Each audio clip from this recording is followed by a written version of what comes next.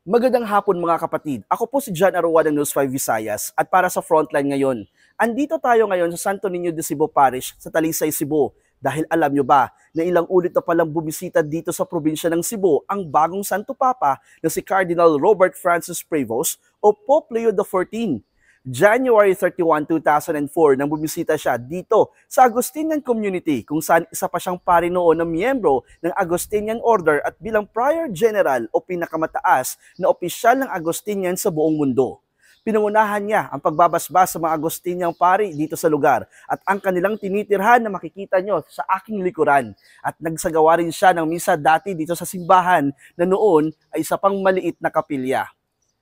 Taong 2010 at 2013, bumalik sa Cebu si Cardinal Robert Francis Prevost para pangunahan ang kongregasyon ng mga Agustiniang pari. Binisita niya ang simbahan ng Basilica Minore de Santo Niño de Cebu sa Cebu City. Nakausap din natin si Father Jonas Mijares, ang dating parish priest ng Santo Niño de Cebu dito sa Talisay. Ikinuwento niya nitong Abril lang, isang buwan bago naging Santo Papa, nagkita pa sila ni Pope Leo sa Vatican para sa isang pagtitipon. Paglalarawan ni Father Mijares kay Pope Leo na isang mapagkumbaba, palakaibigan, mapagbigay at madaling lapitan si Pope Leo.